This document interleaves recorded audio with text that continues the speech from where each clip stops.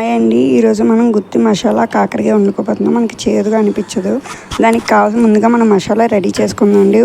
ఉల్లిపాయలు, టమాటీ, జీడిపప్పు, గసగసాలు, పచ్చిమిర్చి, అలాగే గరం మసాలా, జీలకర్ర పొడి, అల్లం వెల్లుల్లి పేస్ట్ అని మనకు కావాలంటే సపరేట్గా అల్లం వెల్లుల్లి జీలకర్ర కూడా యాడ్ చేసుకోవచ్చు.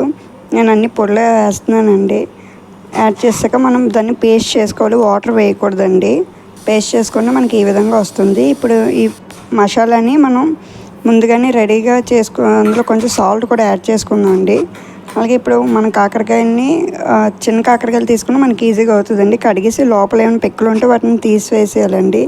తీసివేసాక లోపల చూడండి మొత్తం క్లీన్ చేసుకున్నాక ఈ మసాలా ఉంది కదండి, ఈ మసాలాని మనం అందులోని పెట్టుకోవాలండి. ప్రతి దాంట్లోని ఇప్పుడు గుత్తి వంకాయ సేమ్ ఎలా పెట్టుకుంటామో సేమ్ ఇందులో కూడా అలాగే పెట్టుకోవాలండి.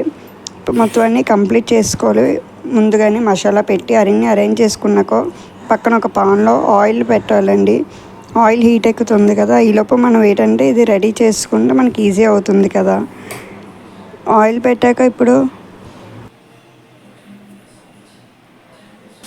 ఆయిల్ పెట్టాకండి సేమ్ అన్నీ అరేంజ్ చేసుకున్నాం కదా. ఇప్పుడు ఆయిల్ పెట్టాం కదా, ఇప్పుడు ఈ ఆయిల్లో ఏంటంటే ఒక్కొక్కటి ఫ్రై వేస్తామండి. వేసి ఒకటి మొత్తం అన్నీ వేసాక ఒక దానికి పాన్లో సరిపడా వేసి 5 to 10 minutes కుక్ చేయాలండి. మూత పెట్టేసి కుక్ చేయడం వల్ల పచ్చివాసన పోతుంది, కుక్ అవుతుంది లోపల మసాలా కూడా, బయటని కాకరకాయ కూడా. ఇప్పుడు ఒక్కొక్కటి ఇచ్చేసి మొత్తం అన్నీ వేసుకోవాలండి.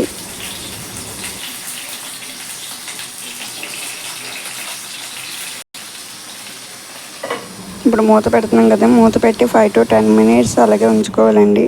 తర్వాత మూత తీసాక ఒకవైపు తిప్పాలండి. ఎందుకంటే మనకి పైన కిందన ఫ్రై అవుతుంది కదా, అది పైన కూడా ఫ్రై అవుతుంది. ఇప్పుడు అలా ఫ్రై అయిపోయాక సేమ్ అది కూడా ఇప్పుడు అంతసేపు అక్కర్లేదండి, ఒక 5 minutesలో పుంజుకుంటే సరిపోతుంది. ఇప్పుడు ఫ్రై అయ్యాక వాటిని అన్నింటినీ ఒక ప్లేట్లోకి తీసుకోవాలండి. తర్వాత సేమ్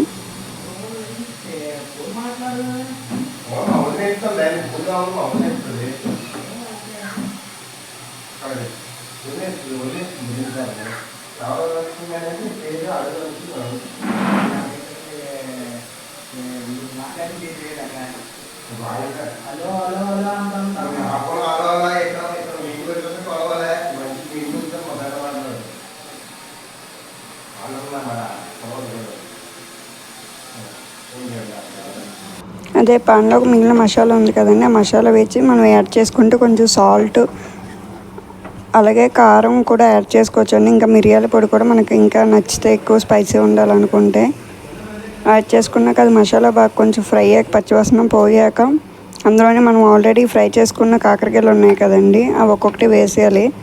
అన్నీ వేసాక అందులోనే కొంచెం వాటరు అలాగే బాగా దగ్గరికి మరిగాక కొంచెం కొత్తిమీర వేసి నింపుకొని నచ్చితే లైక్ చేయండి, షేర్ చేయండి.